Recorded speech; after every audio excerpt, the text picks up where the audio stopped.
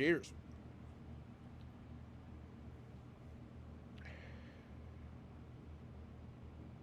Oh, man. Whoo, boy, the Wild needed this in the worst way possible, baby.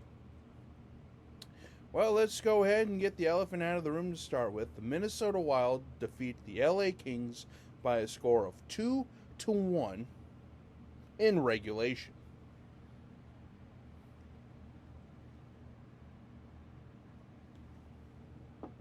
So, yeah. That was massive, though.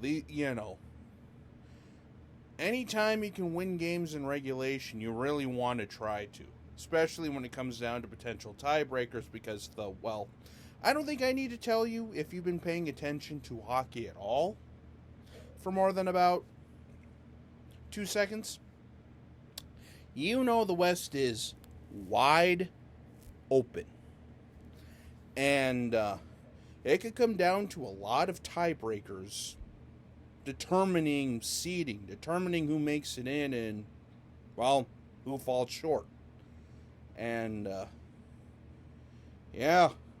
homestand was just what the doctor ordered for the Wild. Which was kind of interesting to believe because, let's be honest here. The way the homestand started, yikes. Do I need to go back into that? Yeah. The Minnesota Wild, literally their first game of this homestand, they got drummed by Vegas by a score of, it was 5-2 or 6-2. It was not good. And then Evason pulled out a couple of key pieces and stuff like that. And,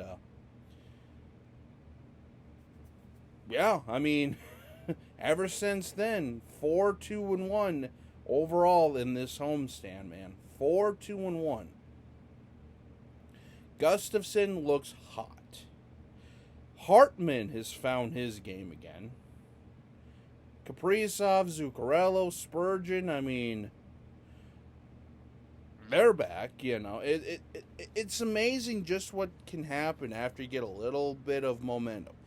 Even as something as simple as winning a shootout game, So,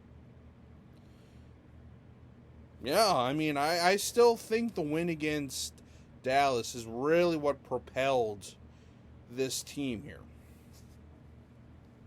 Because they came off of a shootout win against New Jersey, which was another tough opponent. By the way, did I mention New Jersey's third in the Metro right now? Just because, the Eastern Conference in and of itself is just good luck. It is by far the, best conference, really, in the entire NHL. And it's not really even close. Do I have to talk about Boston here? They're just an absolute juggernaut. Historic pace levels. And then you come over to the West where, let's be honest here. It's anyone's game at this point. It's anyone's game at this point. Where, again, if you're the Wild, crazy thing is, about a month ago, if you would have asked me, do you think the Wild could have a chance at even being, anywhere near the top of the West, I would have told you you're crazy. But the thing is, though, it's not that far off now. I think the Wild are within 10 points of the top of the entire West. If not 6 or 8 at this point. I don't know. I'd have to go back and actually double check all that stuff here. But the Stars are slipping. The Jets, they did have a win against the Rangers last night, which was a pretty big win for them. Not even going to lie there. And, like I say, the West is really, really open. Because I know there was a time here not that long ago, about a week or two ago, where the Dallas Stars were the top team in the entire West. Granted, now Colorado's finally found their game. However, though, it sounds like Makar could be out for a long time. Because that's the thing that really, is holding Colorado back and all that stuff, is just their injury concerns. And how can how do the injuries hamper them moving forward here? Because, like I say, they're the defending Stanley Cup champions here. They know how to get it done. It's just, can the personnel get it done with all the injuries and this and that and the other thing? So, the West is open. The Wild have finally found some momentum here. And I'm going to tell you what. From a lot of Wild fans that I've talked to and a lot of like hockey fans that I've talked to and just like kind of throughout Discord and like Facebook Messenger and stuff like that, we have to ride the Gus bus because right now Philip Gustafsson is our number one goalie. And Marc-Andre Fleury, I mean, I don't know.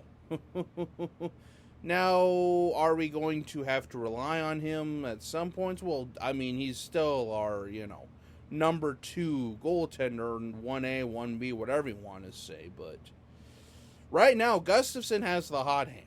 And in my opinion, if you're a goaltender, if you're a coach, you ride the hot hand. You ride the momentum until they prove to you otherwise why they shouldn't. So, yeah, I mean, like I say, just sort of wrapping this whole thing up here. Whew, man, oh, man, oh, man, oh, man. They needed this homestand. I mean, they needed this, so. Now, on to a quick 2-game road trip to Columbus and to Toronto. And then we're back home for a few more games. And then, bada bing, bada boom, we're in the month of March, and away we go, all the way to the end. So, yeah, it's a logjam right now, and the Wild are right there in the middle of it. I mean, we could easily go from, like, second wild card where we are now to potentially top 3 in the entire West, or at least in the Central. Now, who knows, maybe the top 3 in the entire West, the way this is going. I mean, there's some even just right now, as of recording here, there's some interesting scores and stuff that are going on, and some interesting final scores and games and stuff that are happening, because now there's a lot of these, like, quote-unquote basement-dwelling teams that are starting to knock off some of the higher-end teams, so who knows? I mean, I've watched sports long enough to know that in some cases, especially when your team really has not a lot to play for, the spoiler role is very intriguing. And if you could take down a rival while helping out another team, especially if you're a fan of the team that's getting helped, you never know. But, oh man. It's just good to see the momentum back. It's just good to see everything kind of clicking and stuff like that, but yeah, so basically to kind of finish this off here, couple of news and notes to, look forward and just kind of see what happens here, but sounds like Calen Addison's days as a Minnesota Wild might be numbered.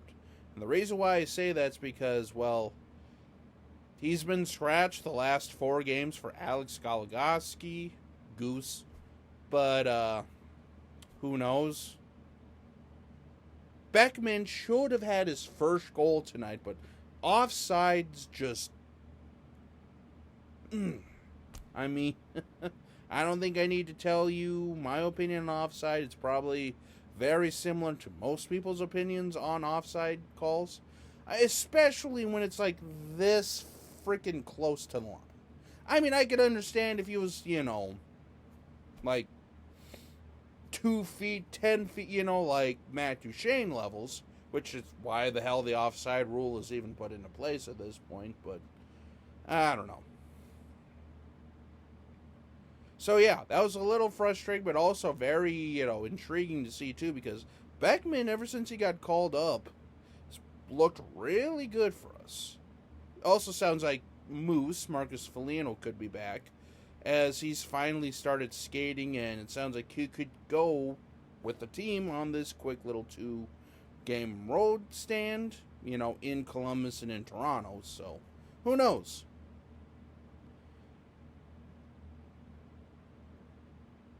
Yeah.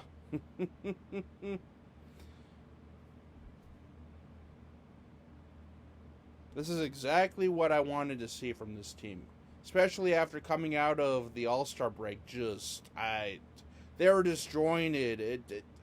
You could tell something was off. You could tell something was off. So yeah, I mean, 4-2-1 on the home stand, quick little 2-game road stand, and then we finish off the month with like 2 or 3 more home games. So yeah, the Wild are going to be busy, to say the least. The Wild are going to be busy, to say the least. On to Columbus, baby.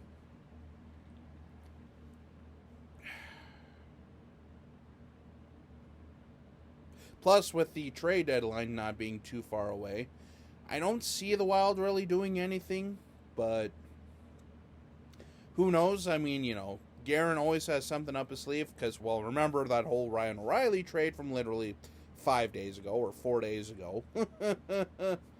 Yeah, I mean,